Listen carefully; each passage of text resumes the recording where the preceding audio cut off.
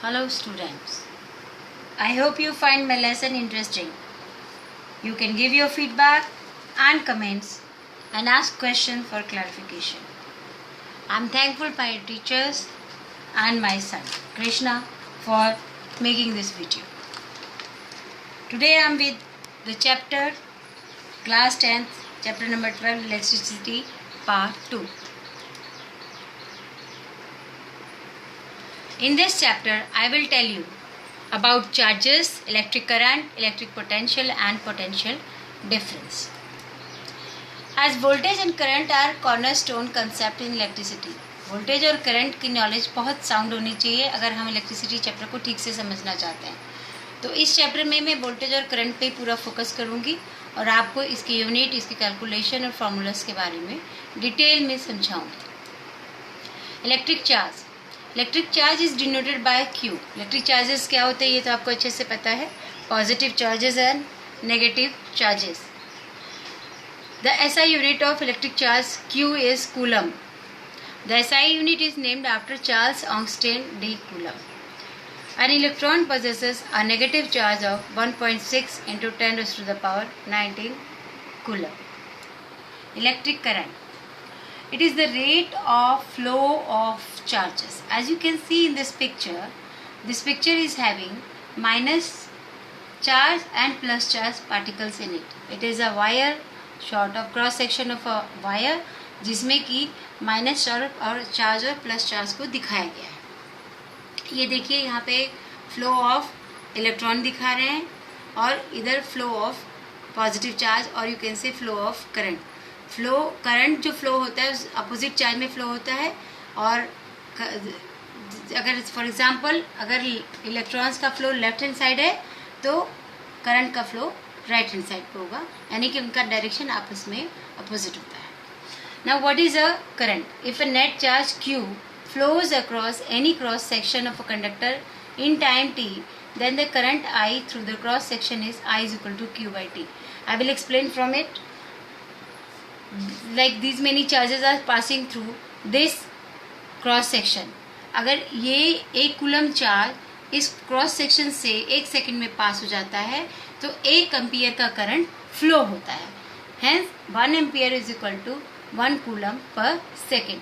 अब एक coulomb charge है कितना? एक कूलम चार्ज है a coulomb charge is the charge contained in nearly 6 into 10 raised to the power 18 electrons. सी कितने सारे इलेक्ट्रॉन्स जब पास होंगे तो एक कूलम चार्ज पास होगा. अगर ये एक कूलम चार्ज एक सेकंड में पास हो जाता है तो वो 1 एम्पियर करंट बनाता है. The current flows from positive terminal to negative terminal of the cell. Hence, electric current is expressed by a unit called ampere. अब ये ampere कहाँ से आया? The SI unit of the current ampere was named after scientist Andre Marie Ampere. Smaller units of current are. Now, what is smaller unit? As you must be knowing, for distance there are kilometer, meter, centimeter, millimeter, like this.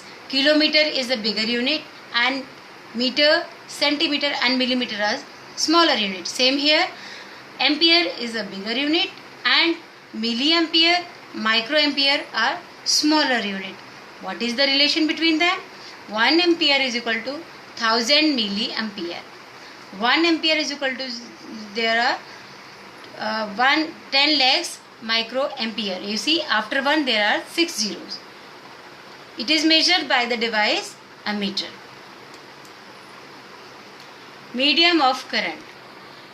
So children, can current pass through every medium?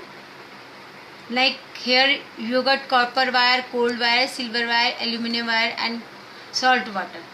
Current can pass through these mediums, so it is called conductor.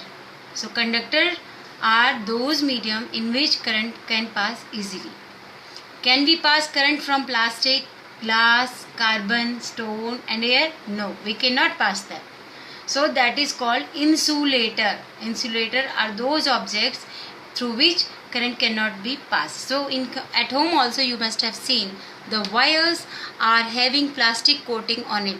Red colour का, green colour का, black colour का जो coating होता है, जो plastic cover तार पे लगा रहता है, वो इंसुलेटर होता है ताकि आपको करंट ना लगे अगर आप उसे छुएं। और उसके अंदर जो वायर होती है वो कंडक्टर होती है, वो कॉपर की बनी होती है। तो कॉपर की बनी है तो उससे करंट पास होगा, बट लेकिन अगर आप उसको टच करेंगे क्योंकि प्लास्टिक कवरिंग है तो उसमें आपको करंट नहीं लगेगा।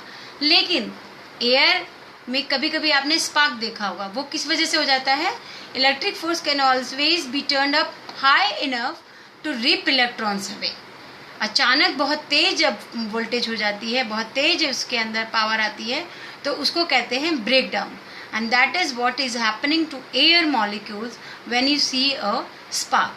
Although air is an insulator, but still जब बहुत तेज फोर्स आता है तो इलेक्ट्रॉन्स आपको नजर आते हैं और स्पार्किंग हो जाती है. There are certain medium which act as a semiconductor, like silicon. Our ability to finally control the insulating and conducting properties of silicon allows us to create modern marvels like computer and mobile phone. Mobile phone में भी current जा रहा है लेकिन आपको current नहीं लग रहा है, बिकॉज वहाँ पे सेमीकंडक्टर सिलिकॉन का इस्तेमाल हुआ है, जो आप करंट तो पास होता है बट आपको करंट लगता नहीं है. Electrical potential. इलेक्ट्रिक पोटेंशियल हमने पहले वोल्टेज के बारे में जो डिस्कस किया है उसी को मैं डिफाइन करना शुरू करती हूँ. It is defined as the amount of work done when a unit charge moves in an electric field from one point to a point. As you can see here, these are the minus electron and plus electrons are having a field around it. Magnet आपको याद है, magnet के चारों तरफ एक magnet की field बन जाती है जिसकी वजह से वो आपस में अट्रैक्ट करते हैं और आपस में रिपेल करते हैं. जब सेम चार्जेस पास आते हैं तो रिपेल करते हैं, अपोजिट चार्जेस आते हैं तो अट्रैक्ट करते हैं. तो यहाँ भी तो अट्रैक्शन होगी ना, इसकी फील्ड और इसके फील्ड में. लेकिन अगर इसकी फील्ड और इसकी फील्ड को, अट्रैक्शन को हम मूव करने शुरू कर देते हैं तो मूव कैसे करते हैं? सेल अटैच करके. प्लस सेल और प्लस टर्मिनल और माइनस टर्मिनल जब अटैच होती है वायर से अटैच होती है तो आप देखिए कि ये मूवमेंट शुरू होती है. एक पॉजिटिव चार्ज एक तरफ जाते हैं, नेगेटिव चार्ज एक तरफ जाते हैं, जिसकी वजह से करंट फ्लो होता है. तो ये जो अमाउंट ऑफ वर्क डन इस चीज़ को फ्लो करने में जो यूज़ होता है उसको कहते हैं हम electrical potential. Now potential difference. It is measure of electrical pressure difference in the electric field which is created by the movement of charge forced by a cell in the circuit. जब हम circuit में cell लगाते हैं तो charge को flow करना शुरू कर देते हैं. उस चार्ज के फ्लो होने से एक इलेक्ट्रिकल प्रेशर डिफरेंस क्रिएट होता है जिसको हम मेजर करते हैं, तो उसको हम कहते हैं potential difference. The batteries or cells are the source of voltage in many electrical circuits like cars and inverters. See this point A and B. These points A and B are there, right, in the conductor. Now number of charges moving through this section per unit time. The potential difference between 2 points in an electrical circuit is the work done when 1 coulomb of charge. हमने 1 coulomb पहले भी सुना, अब यहाँ पे फिर से हम देख रहे हैं कि 1 coulomb of charge passes between the points. तो जो वर्क होता है उसको हम कहते हैं पोटेंशियल डिफरेंस. ये फिर से बताती हूँ मैं. Work done for moving 1 coulomb charge between the points is called potential difference. The SI unit of electrical potential difference is volt, and this volt has derived from the scientist Alessandro Volta, an Italian physicist. So again I am repeating it. Potential difference which is called voltage. 1 volt is the potential difference between 2 points in a current carrying conductor of 1 joule of work done to move charge of 1 coulomb from one point to other. So 1 volt, 1 joule, 1 coulomb. 1 volt is equal to 1 joule per 1 coulomb. 1 volt is equal to 1 joule per 1 coulomb. Hence 1V is equal to 1J per C. And the device used to measure the potential difference, that is voltage, is called voltmeter. You should remember some points also. It is short. See, current is measured in ampere, voltage is measured in volts. Current measured with ammeter and Voltage is measured with voltmeter. A meter is connected in the series, voltmeter is connected in parallel. Circuit symbol for ammeter is circle में A and symbol for voltage is circle में V. SI units.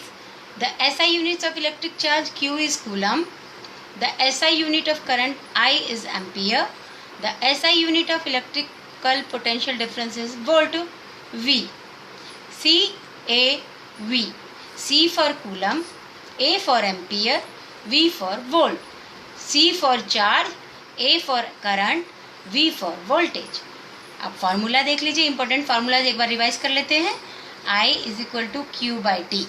I हो गया current, Q हो गया number of charge, T हो गया time, V हो गया वोल्ट, W हो गया वर्क डन, Q हो गया चार्ज. Q तो चार्ज दोनों टाइम पे चार्ज ही है. कांस्टेंट वैल्यूज हैं जो याद रखनी चाहिए आपको. 1 coulomb charge is the charge contained in nearly 6 × 10⁻18 electrons. और एक इलेक्ट्रॉन में कितना चार्ज हुआ? 1.6 × 10⁻−19 कूलम. सो चिल्ड्रन, अब तक आप समझ गए होंगे कि चार्जेस क्या होते हैं, इलेक्ट्रिक करंट क्या होता है. आई याद है आपको? इलेक्ट्रिक करंट आई हो गया. इलेक्ट्रिक पोटेंशियल जो प्रेशर क्रिएट होता है, और पोटेंशियल डिफरेंस यानी कि voltage V. So children, I end my this second part here. For part 3, stay tuned and subscribe my channel. To watch more videos, please like my channel and click on my pic above to subscribe it. Thank you. See you soon.